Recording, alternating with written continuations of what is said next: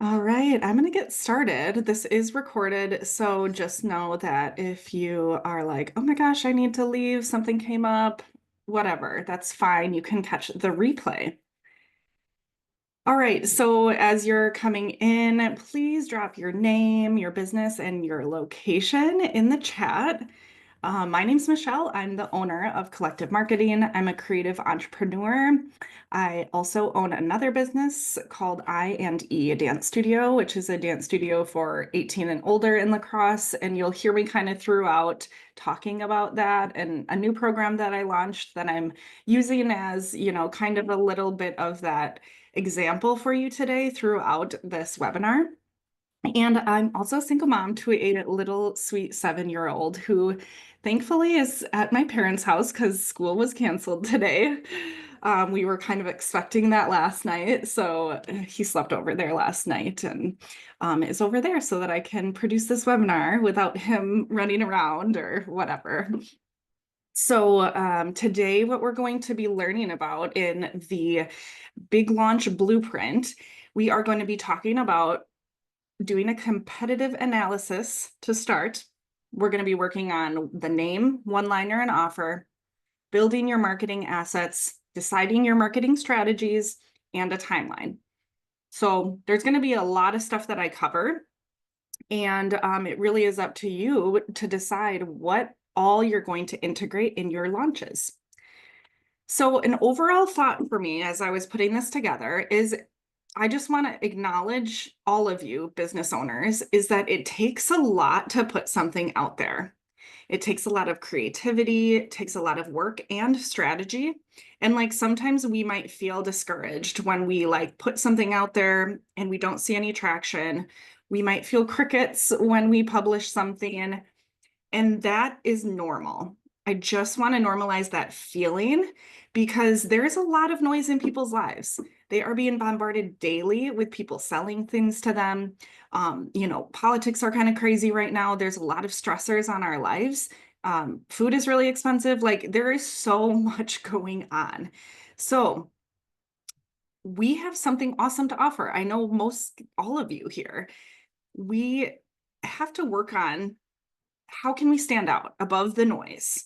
Whether it's just by switching the name of something that we have, maybe it's just the offer, or it's just sharing more of the uniqueness of who we are, how we do things, sharing our personality a little bit more, because that's going to attract people to you and your business. So I always say that consistency and repetition are key. So if you just launch something and you're like not feeling like it's getting any traction, just know that you're going to have to keep talking about it for a while. But also, changing and evolving is inevitable. If you've been trying to get this thing to catch up, catch on, and it just isn't, sometimes we do have to change and evolve, whether it's just the name, or maybe you need to add some sort of bonus, or maybe you just need to take where you're going to learn today and really come up with an awesome pre-launch hype, marketing plan, and then kind of do a relaunch, if you want to call it that. I did little air quotes. So I hope that you really leave learning the necessary steps for a new successful launch or a relaunch, and you feel a little less pressure on yourself for getting it perfect or right the first time, or the second, or the third. The market is always changing. Marketing strategies are always changing. What the trends are always changing. And I saw this series on Instagram, and I just felt like it was so good, and I just wanted to share it today. So your obsession with getting it right the first time is holding you back. Don't know if you relate to that. Maybe your obsession with comparison is holding you back. We are always comparing ourselves to other. I mean, that is how we can elevate our own marketing strategies, but sometimes it holds us back because we think we're not as good as them. Maybe your obsession with playing small is holding you back, or perfection. So just taking those things in, I think it is a lot about mindset for us as business owners. And I know that with marketing, a lot of times we can feel like, oh, I'm not as good as so-and-so, right? There's influencers, that's their job. They're influencers. That's literally how they're making their money. We aren't influencers. We kind of have to be. We'll talk about that later. That was like a little rant. Okay. First things first, a competitive analysis. Have you done this for your business before? Pop into the chat if you have done a competitive analysis on your business or a program or a new event or a program that you've done. So this is something that, yes, you want to do for your business as a whole, but also offers, events, products, programs. I know that we have a variety of businesses in this call today, so I can't cover like every single one, extensively, but I'll try to talk about each of them and give them some ideas as we move forward. But take this in the lens of whatever it is. Maybe you have something on your mind, like I need to like really work on launching this program or relaunching or really building hype around this program that I offer or this new product or an event, whatever it is. Try to have that in your mind as we're going through this webinar, just to kind of like narrow your focus and not be like, whoa, I have so many things I'm thinking about, because that's me every day. Okay, so whatever it is that you're kind of focusing on, you want to think about, and I have a worksheet, so don't worry, a competitive or a competitor identification. Who are your direct and indirect competitors? So like for Sarah Koblitz, you have a makeup business, or like, you do makeup for brides. Let's talk about that. She has direct competitors of, other makeup artists that do weddings. But what are indirect competitors to her? Well, it's like what else are brides spending their money on in getting ready for a wedding, that they might not choose a makeup artist, they might go for a florist instead, where they probably could save a lot of money on flowers by going to the local farmer's market and getting flowers from there instead of, so that would be an indirect competitor for Sarah that maybe she could educate her community about. Like, hey, did you know you could cut costs by going to the farmer's market instead of getting a florist? And then you can get your makeup done by me. So that's an idea. That's a thought. Okay, so that's something that you want to look at. I have a worksheet for you that has 3 competitors to analyze against. It might be just an offer or an event. What are other events that might like be the same thing? And now we're going to look, so now we've identified what those competitors are. Now we want to look at the market positioning and brand identity. Now, this is something important for you to figure out yourself. What is your unique selling proposition? What makes you unique? What makes your offer, your event, your program unique? And then we get into messaging, values of that business or that event. What are the messages that they're sending out, and their target audience? So that'll be the next thing that we analyze. This is just getting us really good information so that we come up with a really good offer or event or program. Okay. We're next going to look into product and service comparison. We're going to analyze their pricing. What are their features and benefits? And what does the registration process look like? Do you have to pay up front? Do you just have to sign up for a consultation call? Like what are the steps? And kind of like really just analyzing, like, could I make that process faster and easier for someone? We always, and I'm really into the sales side of things too, because I worked in sales for a very long time. So we always want to be thinking about what is the fastest and easiest for someone, especially in the registration process. Okay, next we'll go into marketing and advertising strategies. So we're going to look at their website, their social media. What other strategies are they utilizing right now? And also when you're going through that, you could be like, oh, I really like that. I definitely want to integrate that, jot it down. Okay, I feel like, yeah, they have like a lot of influencers or like people sharing about their products. Like I need to have that going on, with like, you can see that if you go to someone's social media, you'll just see that, oh, there's a collaborative reel with someone who looks kind of influencer-ish, right? So you can see that they're utilizing that. What other strategies might you be able to see that you're like, okay, that's competitive. I need to make sure that either I'm doing that or doing something different that's creative that they aren't doing yet. And then the last one we'll look up is customer experience and reputation. So that's where you can like look at their reviews. Hopefully they should have some on Google. They might have them on their website if it's more of a product-based business. Sometimes they're on the website. Reading into those reviews, what are they saying about customer service or, experience? And what are those things that people are talking a lot about and that we really want to have integrated into our website, or how could we up-level that experience in ours? So I have a worksheet, but this is something that I'm going to have you do for me today. If you share on your social stories, because this is a free webinar and these are really awesome things for you, all you have to do is just share it on your story and tag us. And maybe jot down what you learned today or something. So throughout the day, if you want to get these worksheets, I have a worksheet where you can jot it down with your hand, paper to pen. That's really, really good for your brain to do first before you just go on your computer. That activates a different part of our brain.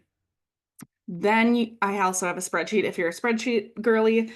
I love spreadsheets, but I also was thinking about this as I was preparing this, was this could be a really helpful thing to share. Let's say you get an intern or you hire someone. This competitive analysis would be really nice to share with them right on the get-go.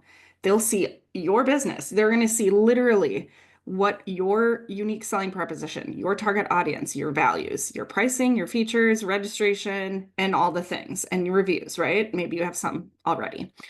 Then they're going to see the competitors so that they know these are the things I really need to, let's say, if it's a social media person, they need to, elevate your values.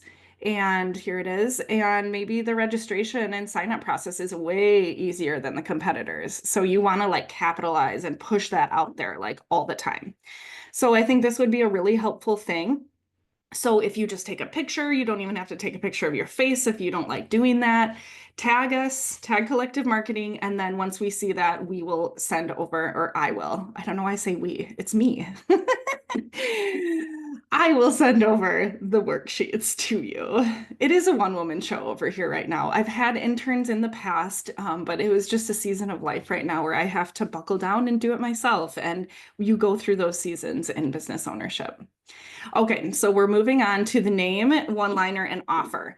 Something that I did wrong. So I want to talk to you about this first because I don't want you to do this. So I was building a new program in my dance business. It is a 9-month long professional training program for 18 and older to really teach them not only the dance skills you need to be a successful dance career, have a like successful dance career, but also the business skills you need and like how to run yourself like a business and how do you market yourself and all the things. So I was having a really hard time coming up with the name.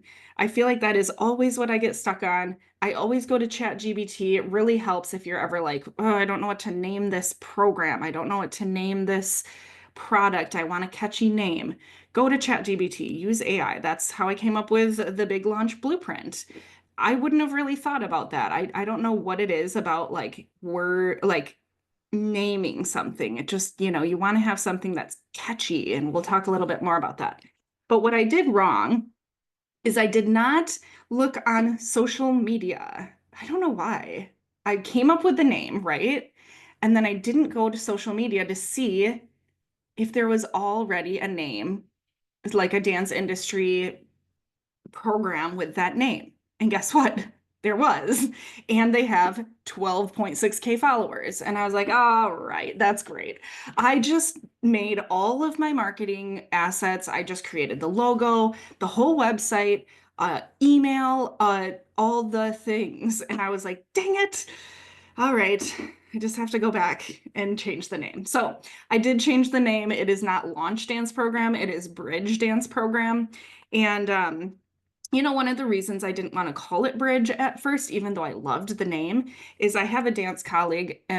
She's in Rochester, but she holds a weekly dance class in Winona under the bridge, and her business name is Under the Bridge. And so I was like, oh, I just feel like that's a little like stepping on toes, maybe.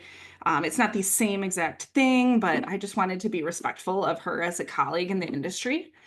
And but I reached out to her and she was totally cool about it. But I just think that that's really important to do. Like go do a Google search of maybe the name if you're doing a whole new program or a new business or a new offer. Just do a little Google search. Go look on social media just to see that you're not like if there's someone else with the name in your community, it's a little tough, to just like, maybe there might be salty feelings, and then you might just immediately have someone talking bad about you when you're like, I didn't even know. Okay, so just kind of do research is basically the point of what I'm getting to. Okay. So now we'll get into Carmen. Oops. Did that happen to you? It's okay because no. Oh, me? Oops. Yeah. I don't know. I mean, I think it's just like you want to be conscious of those things. So that's just my 2 cents to throw out there of, what I did wrong. I even like posted it. I made a post and then I looked and I was like, oh no. And so I like quickly deleted everything and it was like a little stressful. So I don't want you to do that. All right, so when we're thinking about a catchy name, I kind of said this already, just do your research. Make sure it's not already a high competitor in your industry or community. And when you say it out loud, does it roll off the tongue? I want you just to like start just saying it out loud because you're going to be selling this thing. So if you can't say, hey, I really want you to come to my bridge dance program, that's my dance program, and if you can't say it with authenticity and like that you're feeling like connected to it when you say it and when you talk about it, that's probably a sign that maybe you need to change it or you just need to like maybe build your confidence a little more in speaking about it. Okay, so the name, that's huge. It's really big. This is one of the things that I'm like, okay, if your offer or event or program isn't selling, sometimes we just need to change the name of it or the description of it, how we're describing it, which we'll get into a little more later.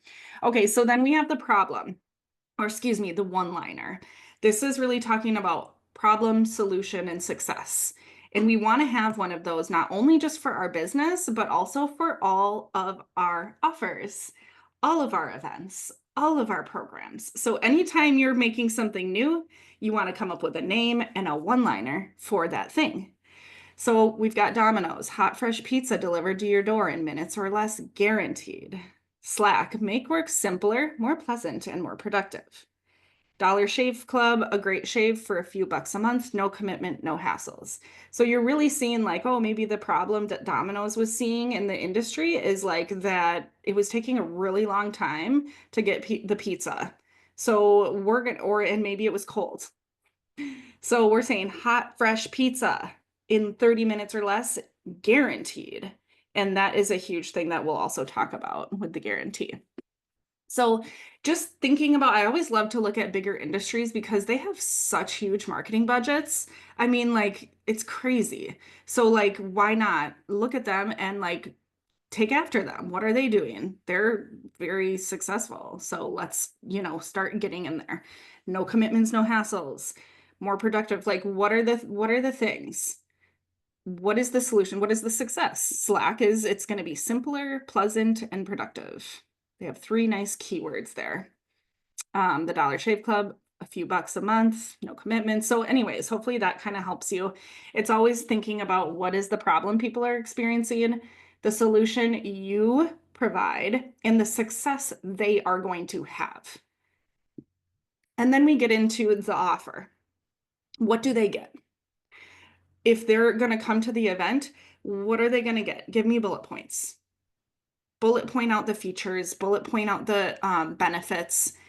Is there a pricing plan? Maybe it's a big event, like, oh, that's a lot of money. Or a course that's like $300. Could you break it into 3 payments for people? Do you have a subscription type of offer? Do you offer any guarantees? These are all things to think about when you are getting your offer together. Okay, now that we have that, we're going to talk about building marketing assets.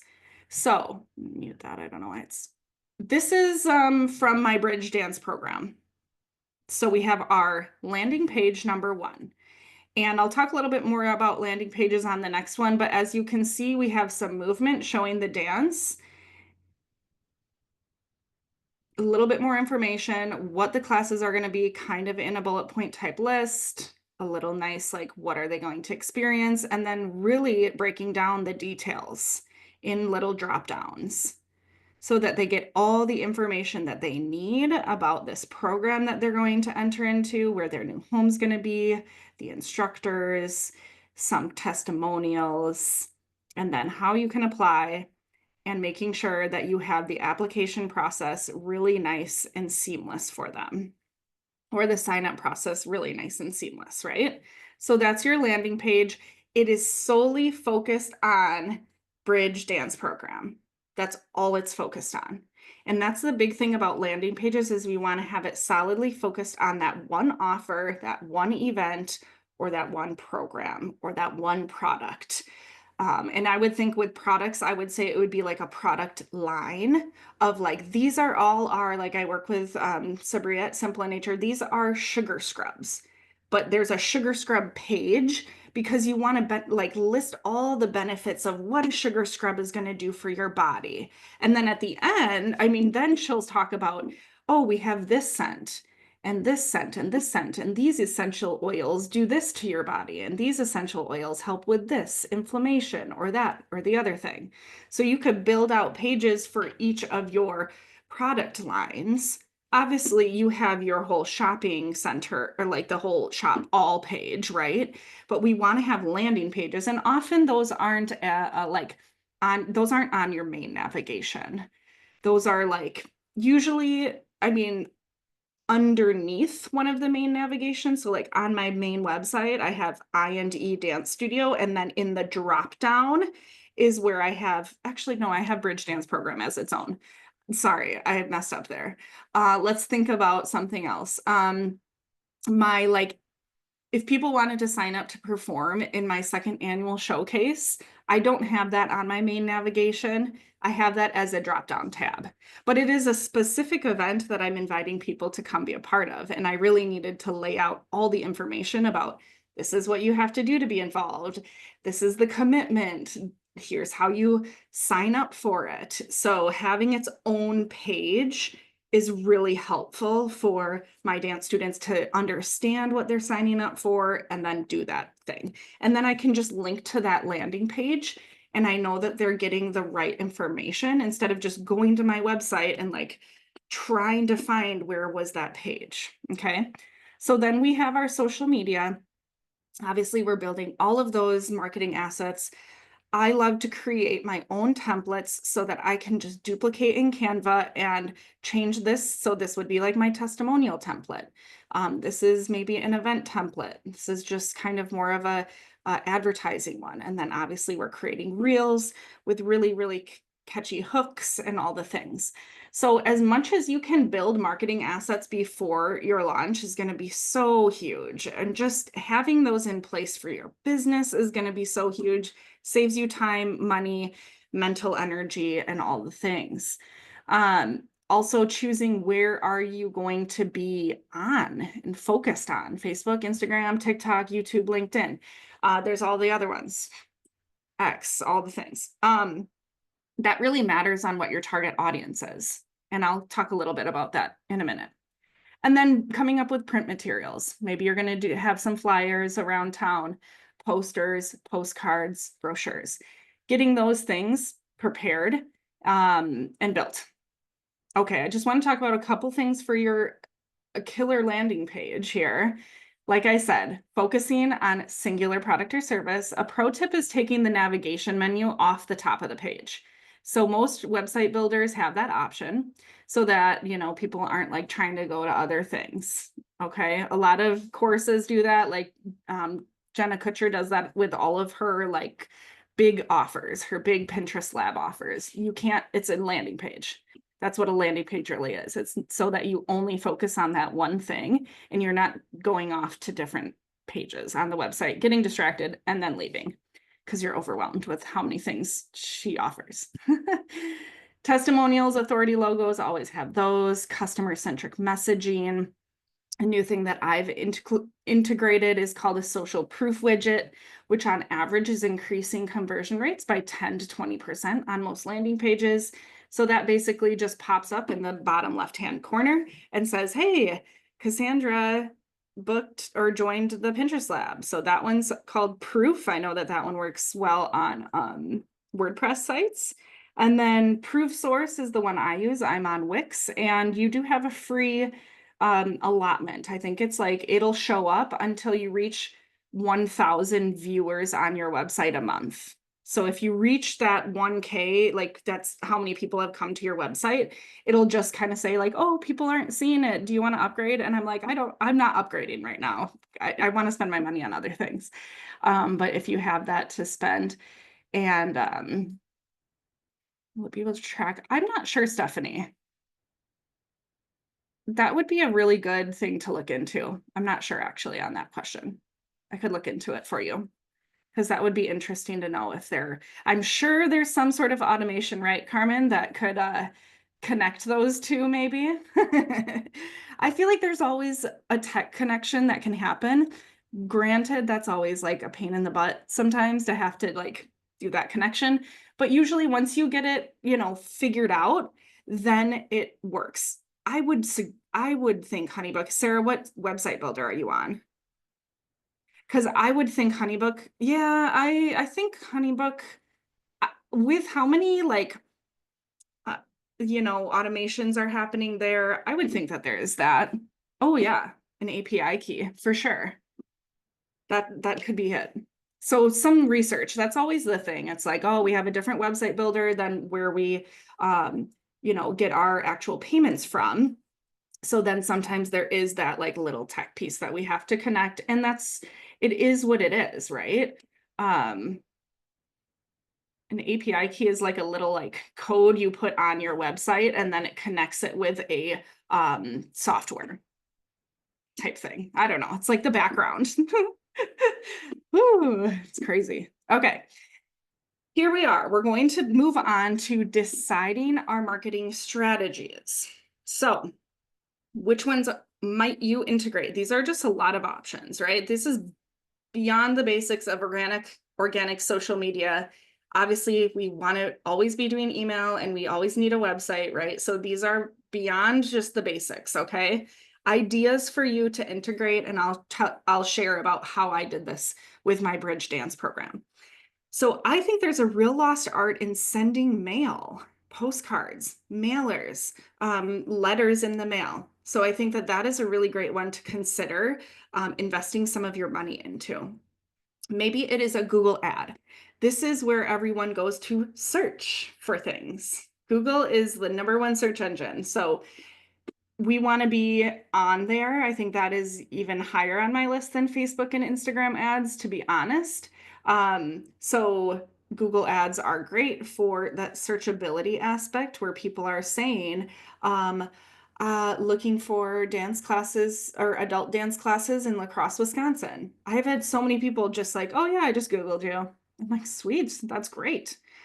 I'm not actually investing in that one because that's organic. That's easy right now, especially since I'm the only dance studio in La Crosse with that. So thinking about, where to actually spend your money is important because, for me, I already kind of own the adult dance space in La Crosse. Like I don't have to do too much on Google for that because I'm the only one. I'm not competing with anybody, really. I mean, Concordia Ballroom does some stuff, but so kind of thinking about that, like where is my money actually best spent? If you're the only one in your area doing the thing you're doing, maybe you don't have to spend money in Google because you're gonna pop up first.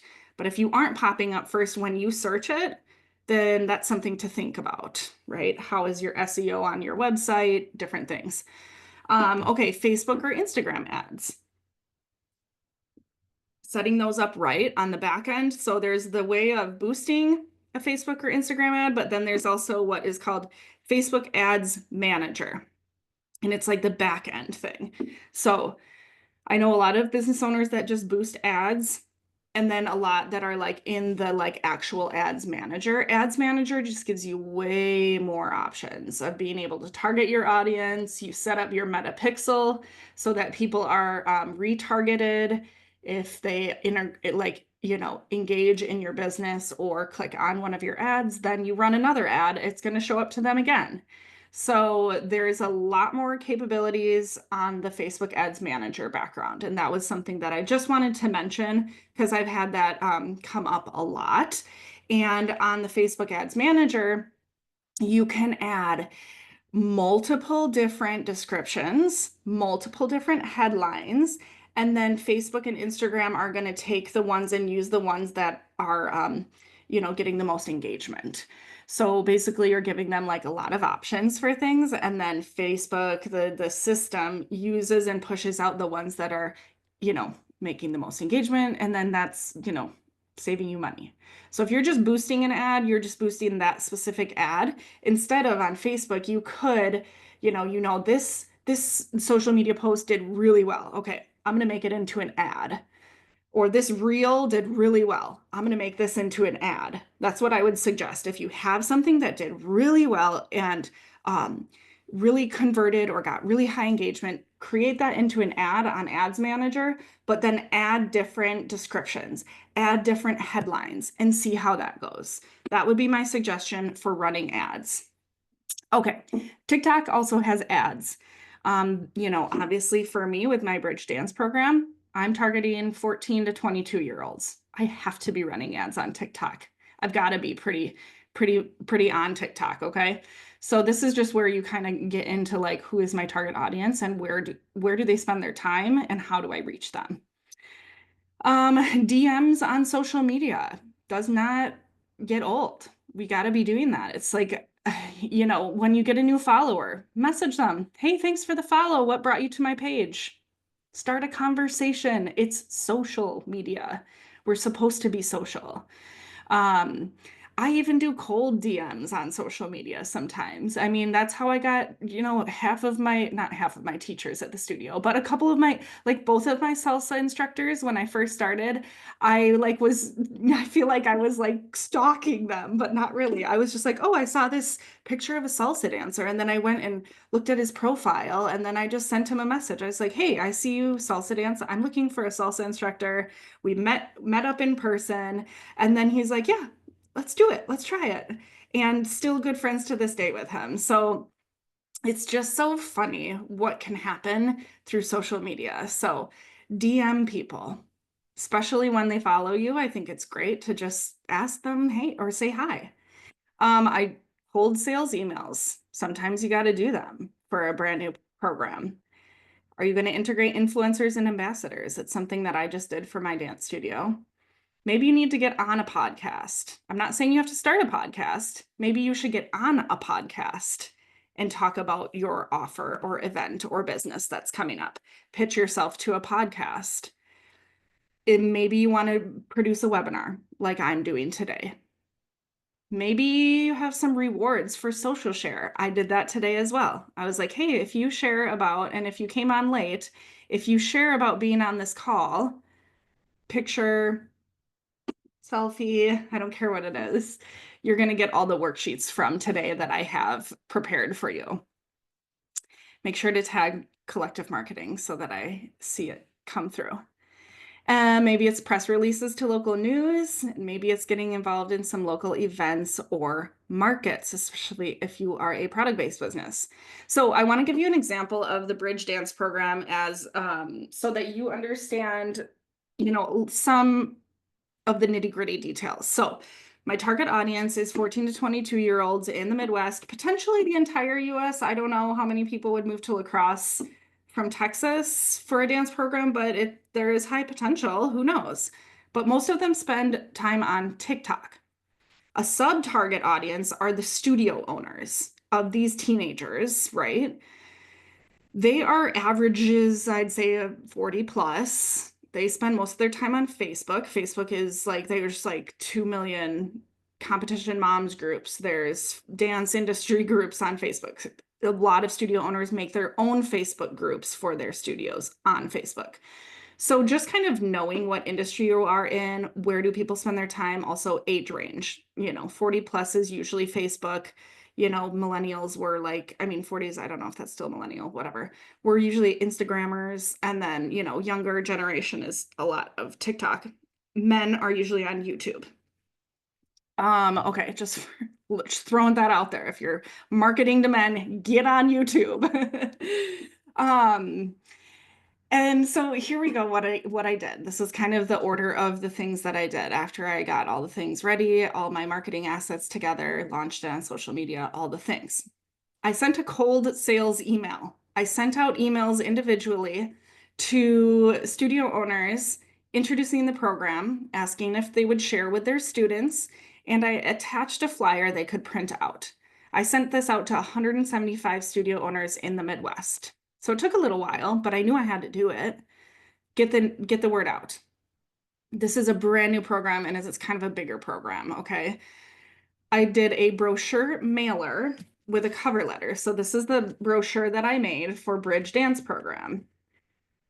And it tells all about the program, bada boom. And you've got your how to sign up. There's a QR code here. Always include QR codes on any print, any print, any ads. If you put an ad in a magazine, put a QR code on it with an offer and get that email address and track it if you're spending money on magazine ads. That is just a little plug here.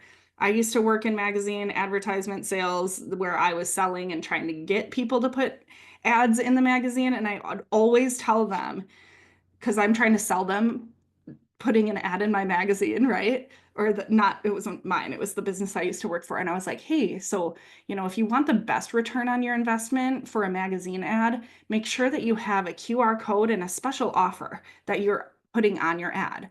Like, hey, scan this QR code and you get 10% off your first purchase. And then that QR code, you also want to have it a trackable QR code where you can see how many times it was scanned. There's things that you can utilize for that. Just because I want you to get the best ROI, return on investment.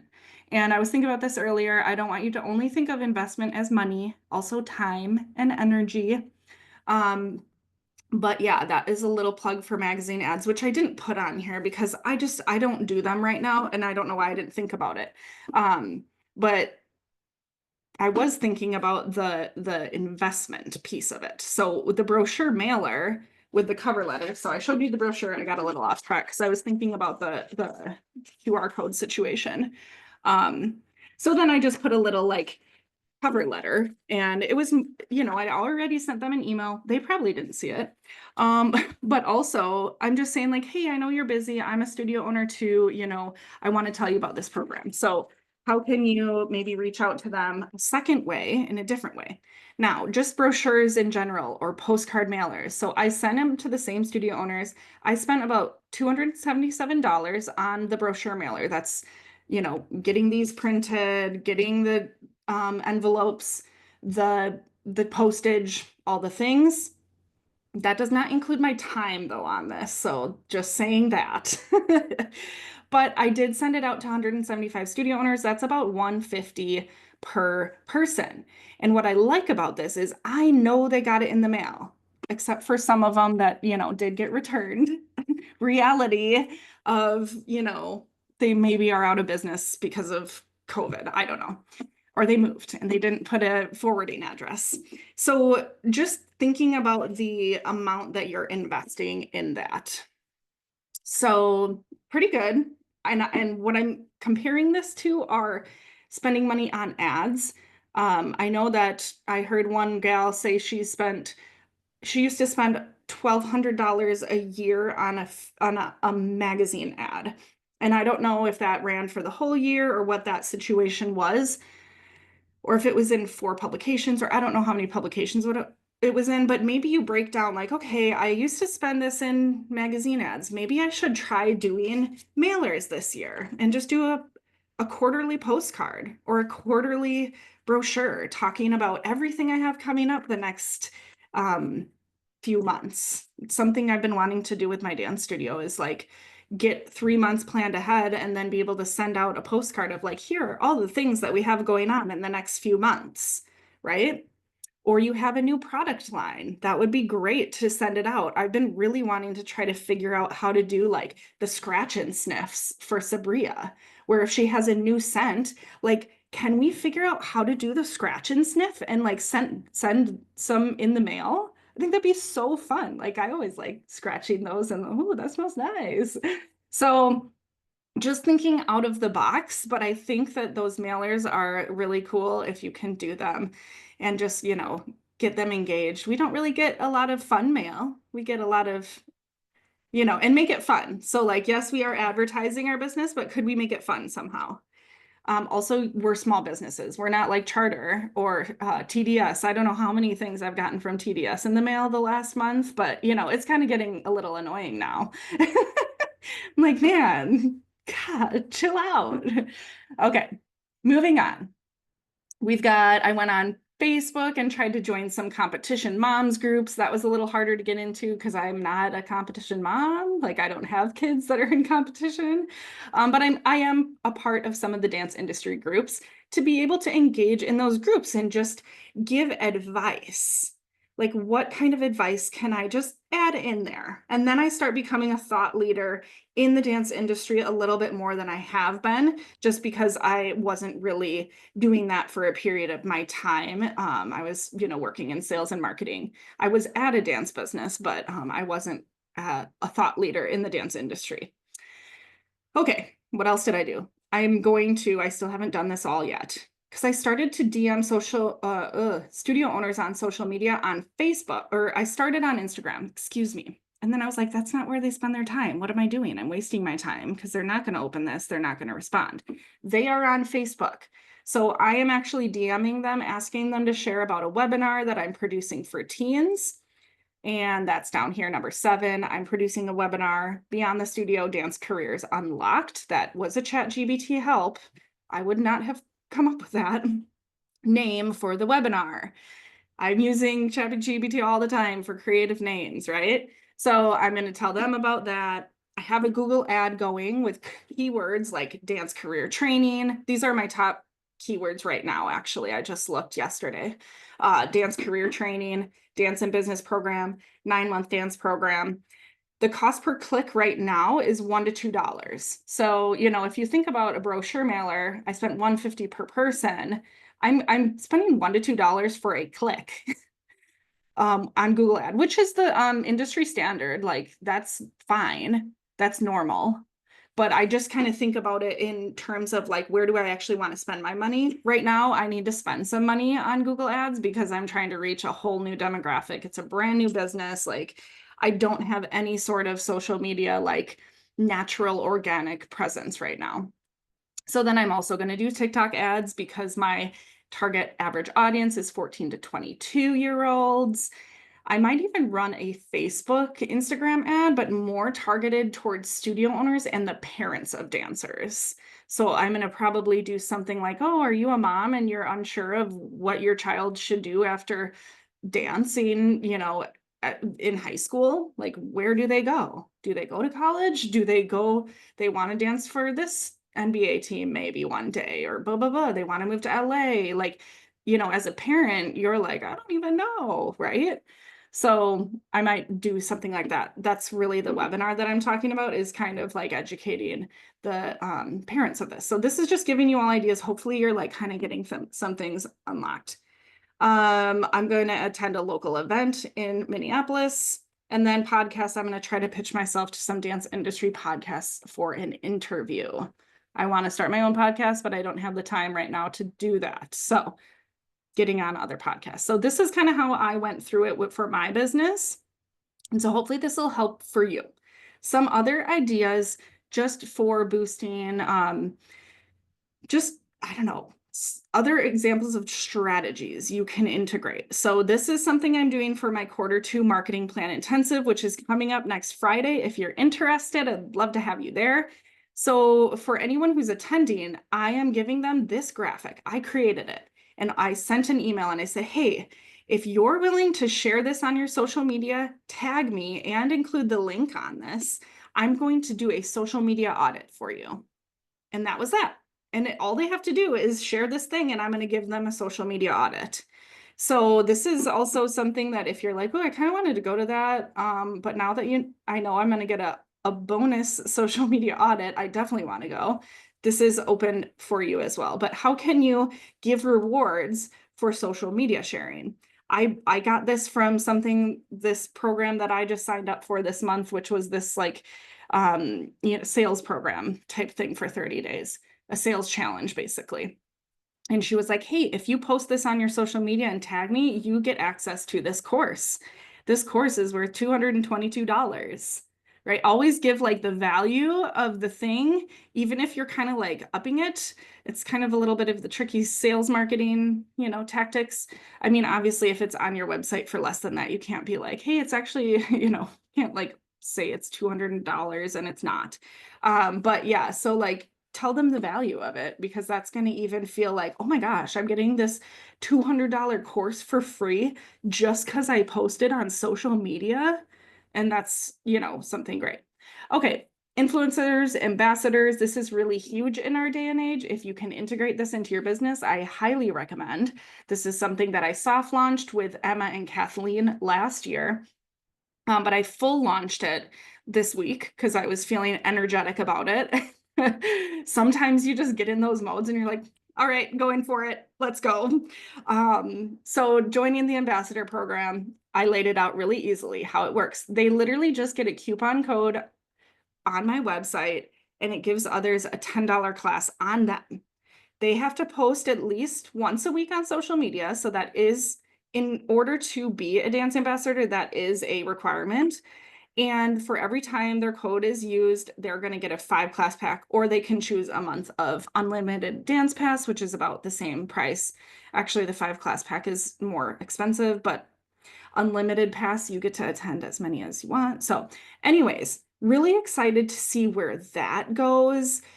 Because it's just like, then I don't have all the pressure of marketing my own services.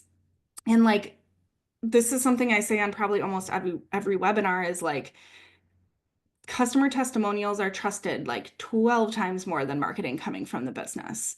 And as you can see, like everyone has influencers helping promote their products, Poppy, Olipop, all the things. Like they have people that are promoting their products and services too. So this is more service-based where I'm like, hey, if you are coming, or event honestly based, if you, share that you're coming to this event, you're going to get this.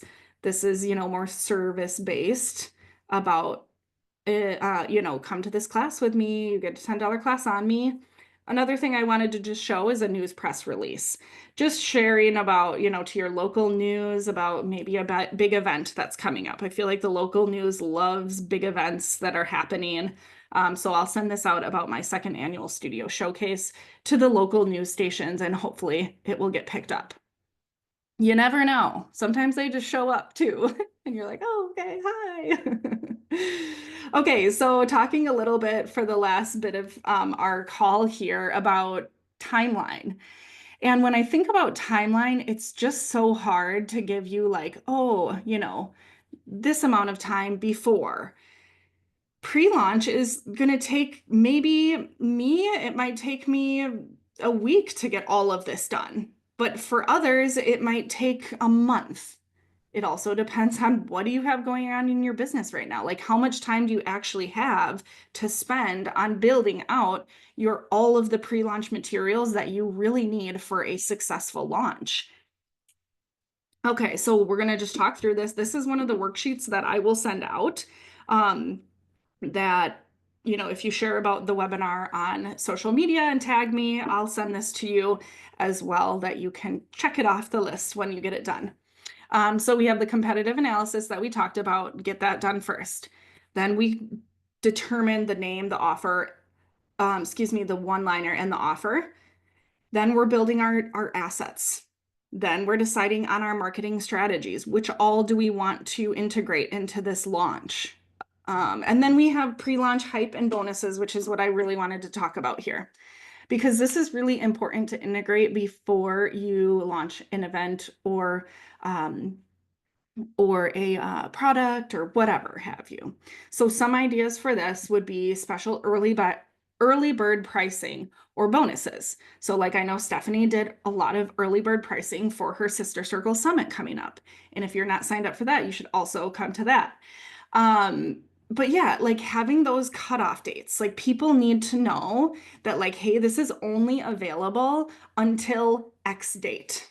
I think about this when, even just like in communication with other people, like, hey, I sent out a text to all my teachers and I was like, hey, I need to know what music you're using in the annual showcase. But I didn't give them a due date, and I was like, oh, why didn't I do that? Like, I need a due date. I'm like, please tell me, do you need this by Friday? Do you need this by Monday? Like in my old job, I'd be like, what date do you need this by? And they're like, right now. I'm like, great. I mean, that's usually what it was in my old business. It was like, yeah, we needed that yesterday. I'm like, well, you just told me today. So that's great. Now I'm in stress mode. No. Um, but yeah, like give people a deadline. You have until this date to get this early bird pricing or this bonus. Maybe you have limited time VIP access or perks for the first 10 buyers. So that creates the little like, oh, I'm going to put it on your calendar. The first 10 people get an extra lip gloss or, whatever it is. Maybe you have a bigger thing, you're building a course or something like that. Maybe you have beta testers that you give it to them for a lower price so that you can build case studies, gather testimonials from them who went through your course or program, and really get some good feedback from them. That maybe takes a little bit of the pressure off of like a big launch. So you kind of have like that soft launch, right? That's kind of like what I did with my dance ambassador program. I was like, I want to see if this like goes well, and now I'm gonna like fully launch it, right? And just kind of see how it worked, if things went smoothly, all the things. Another one would be, oh, I did this for someone the other day. She gave me a discounted facial rate because she wanted to get content, like video content. Because, like in a facial or a massage, it's like, well, I don't really want them videoing me, right? Like normal people like going in for a facial or a massage. So maybe you give them a discounted rate to be videoed or, giving a video testimonial or something like that. Give them something back for doing that for you. Maybe you have a wait list or a pre-sale sign. I feel like this isn't, maybe you should definitely always have this. You should definitely always have a wait list or a pre-sale sign up to collect emails. So like coming soon, do you want to know when it launches? Put your email in. You'll be the first one to know, all those kind of tactics. And then kind of more for like that social media side of things, showing some behind the scenes, maybe some sneak peeks, creating some countdown graphics or emails. Planning out your emails and social media posts is going to be really huge in your pre-launch, so that you're not like stressing out during the actual launch period of it, or let's say an event, right? You're marketing everything, you have all the emails pre-planned so that at the event you're not like freaking out. Also, if you're like hosting an event, you also have like all the support prepared that you need. I was just thinking about this beforehand too, because I'm producing an event at the end of the month and I'm like, okay, what kind of support do I need at the event? I was like, okay, I need a videographer. I need someone to play the music. I need somebody to be at the front to take tickets and check people in. I need to make sure that I have some sort of assistant runner because there's always something that comes up, right? So even thinking about that in not only an event focused manner, but like during your launch period, like what are things that might come up during the launch that I need to kind of like just be ready for? So even if it's, I think, you're probably going to get a series of frequently asked questions. Start documenting those on a doc and then put them on your landing page. so that people can just already see what are those frequently asked questions. And you can just keep plopping frequently asked questions into your landing page as your launch is happening. Um, because it's inevitable that there's going to be these things that are coming up. And a huge reminder, just test everything. So make sure whether it's you or you have someone else go through the whole process of signing up. Do they get the confirmation email? Hopefully you're building out an email sequence that's, giving them more information, maybe upselling them into something else in your business. That's a different topic for a different webinar. And yeah, just make sure you test everything. Make sure that you're looking for typos, little things that go wrong. I think it's good to have someone else maybe go through that for you. Okay, so now after going through all of this, I just want to ask, okay, how do you feel? Is this something that you're like, this was really nice and helpful. I just needed the framework. I can definitely do this. Or are you like, oh gosh, this is too much. I feel very overwhelmed. You can drop it in the chat if you want to. Hopefully you learned maybe something new or have a new idea, and maybe hopefully that this framework helps. I will also send you a worksheet. I didn't have it ready for you today, but just a worksheet of maybe average timelines of, okay, you have an event coming up. How many emails should I send before this? How long before the event should I do it? It's really based on event and offers and things like that. Also, like I said, I don't know how long it's going to take you to get this done. I can't tell you how long that's going to be done. Carmen, that's great. I hope it helps, because I think it'll just make your launch even stronger if you have all these things in place. And you don't have to do all the strategies, you don't have to do all the hype. Maybe just pick one, maybe pick one extra marketing strategy other than your basic email, all the things. So anyways, I just wanted to let you know that I'd love to help you move forward. If you're interested, I wanted to tell you about two things before we pop off. I have that Q2 marketing plan intensive next Friday, March 14th from 9 a.m. to 3 p.m. It's really awesome. It's a 6-hour hands-on intensive, and you get a worksheet, marketing dashboard, lunch from the Damn Tasty across the street from my art house. But really, it's crafting a personalized plan to set up your business for Q2 success. So we go through all the things, goals for Q2, objectives, refreshing your sales focus. We'll go through a lot of the things that I talked about today. Like, hey, are we trying to launch something in Q2? Let's go through this plan and decide what are you going to integrate into that. Campaigns, promotions, and launches. And I sit down with you a lot. So I probably was able, I only had Sabria and Marianne in the last one, so they got a lot of good time with me one-on-one. But that's the great thing. I do cap it at a certain amount of 8. I think I wouldn't take more than, I don't even think I'd take more than 6. But we have 2 so far. So if you want to join us, I'd love to have you come. Carmen and Becca they already signed up, so I'm super excited to work with you all. And then also, if you're like, oh, that doesn't work for me, I can't do that, I've got one-on-one sessions as well. I've always done my best work when I have a teacher or a coach guiding me. I don't know about you, but I need that in my life. That's why I'm in Sister Circle. That's why I invest in sessions, with other business coaches or things like that.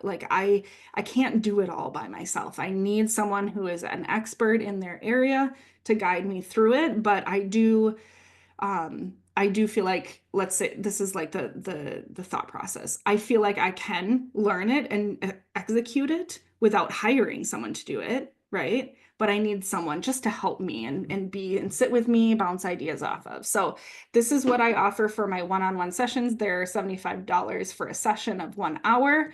We can cover any topic that you want to: social media strategy, email marketing campaigns, tips, troubleshooting. We could sit down and do a pre-launch marketing strategy. We could do all those things, and it's really fun. I always love to work one-on-one with business owners, and I always ask before our session, what are the 3 things you want to get done?